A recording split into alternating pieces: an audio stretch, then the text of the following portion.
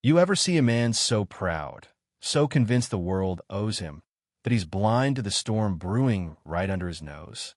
That's Richard Hamilton for you, the kind of millionaire who turns his own cruelty into a joke and expects everyone to laugh along. That night, in his mahogany-wrapped office, he dangled a fat dossier in front of Claire, his longtime housekeeper, thinking he was about to put her in her place with a punchline nobody would forget. "Translate this Chinese contract for me by morning, and I'll pay you my entire month's salary." The laughter that exploded from his boardroom felt like it would never stop, sharp, nasty, echoing off all those expensive crystal decanters and polished floors. Yeah, that happened. Richard was on top of the world, floating on the fumes of a $3 billion deal. The room thick with cigar smoke, champagne, and the smug applause of men who'd never had to fight for respect. He drank it in, every word, every fake compliment, but his eyes kept drifting to Claire, the woman moving quietly near the door, just trying to collect the empty glasses. 20 years she'd worked in that house, invisible and indispensable at the same time, and tonight, for whatever reason, he decided she'd be the butt of the joke. "Claire, come here a minute," he called, not even looking at her. You could see the moment she realized what was coming a flicker of confusion, the tiniest tightening of her grip on the tray. She approached, head down, every eye in the room burning into her skin, and Richard thrust that fat folder into her hands. "Translate it," he repeated, smirking. "You do it, you get my whole monthly paycheck. $500,000. What do you say?" The laughter that followed. Honestly, it was like watching a pack of wolves circle the slowest animal. They didn't even try to hide the contempt. Diane, the CFO, just covered her mouth and giggled. "Oh, Richard, you're wicked."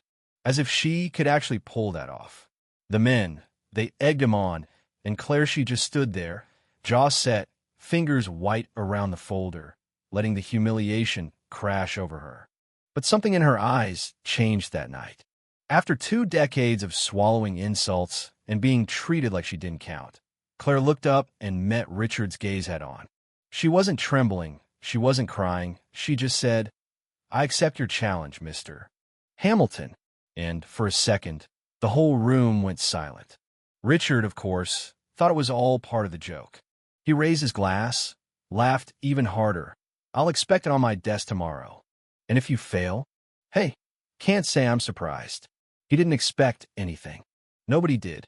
They just watched her walk away, the butt of a joke none of them would remember in the morning. But Claire walked down that long, cold hallway like she was carrying something precious, her dignity, maybe, or the last shreds of her patience. She'd spent her whole life in the shadows of other people's wealth, surviving by being quiet, by never drawing attention to herself. But tonight, she was done with all that. You ever wonder what people are hiding? Behind every tired smile, every "yes, sir," there's a story you couldn't guess in 1,000 years. Claire wasn't always a housekeeper. Once, she was Dr. Michelle Cartera's Stanford professor, a rising star in technical translation, her name on journals and lecture halls from New York to Tokyo. That was before she got pushed out, scapegoated in a scandal she never saw coming, simply for being the only black woman on the faculty. They took everything: her career, her reputation, even her name. She became Claire Thompson, started over as nobody. For 20 years, she kept that secret locked down deep, buried under daily routines and endless quiet. But tonight, with Richard's challenge burning a hole in her hands, something broke free. She sat in the kitchen, the only place she ever felt safe in that mansion, and stared at the Chinese characters in the contract. Technical, dense, full of legal traps and business doublespeak. It was meant to be impossible. Claire let herself remember who she was, just for a second, and picked up her phone. "Jonathan," she whispered, calling the one friend from her old life who never doubted her. "I need your help." In the middle of the night, they worked Jonathan combing through the legalese, Claire translating line by line, her old skills flowing back like she'd never left.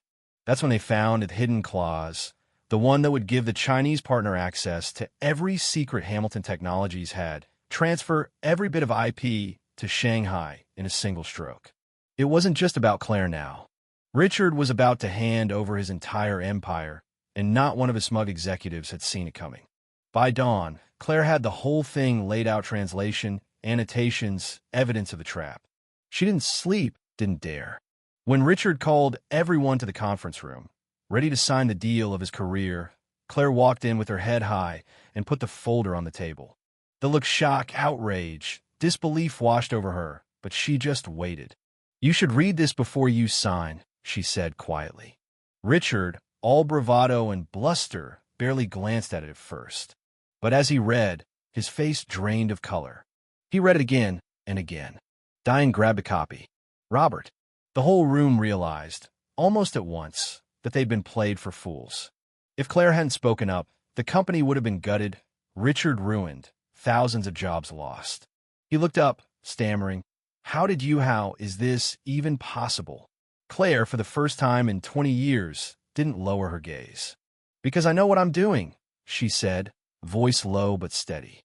"Because I was a professor of technical translation before you ever hired me to clean your floors. You could have heard a pin drop." Richard tried to apologize, tried to make amends, offered her the money, the apology, the recognition he should have given her years ago. But Claire didn't want the money. "Respect isn't a check you can write, Mr. Hamilton," she said. "It's how you treat people when nobody's watching. It's what you owe everyone, not just the ones who look like you." And when Richard, humbled and shaking, offered her a senior leadership role, she paused, looked him dead in the eye, and said, "On one condition. This company changes, starting today. No more jokes, no more prejudice, real change. For everyone, or I walk." You think the story ends there, but that's never how real life works, is it? The old guard pushed back backroom deals, sabotage, a last-ditch plot to frame Claire for $1 million mistake. Only this time, she wasn't alone. She uncovered every dirty trick, exposed the conspirators, and stood in front of the entire company's story, her proof, her truth undeniable. The boardroom was split, some cheering, some simmering with resentment, but nobody doubted her anymore. A year later, Hamilton Technologies wasn't just a different company, it was a different world. Open, equal, accountable, led by a woman who'd once been invisible. And Richard? He stood in front of the staff, voice shaking, and admitted every wrong, apologizing to Claire and to every employee who'd ever been overlooked, dismissed, or hurt because they didn't fit the old mold. Some people say you can't change the world. Not really. But they're wrong. Sometimes it just takes one person standing up, refusing to disappear, refusing to let injustice slide by. Sometimes that's all it takes to crack the ceiling and let in a little light for everyone. So what would you have done in Claire's place? Would you have stayed quiet or fought back? Do you believe a company hell, a country can really change when it faces its own ugly truth? Drop your thoughts below. Hit like if this story moved you, and share it with someone who needs to be reminded respect, dignity, and justice aren't just words. They're worth fighting for every single day.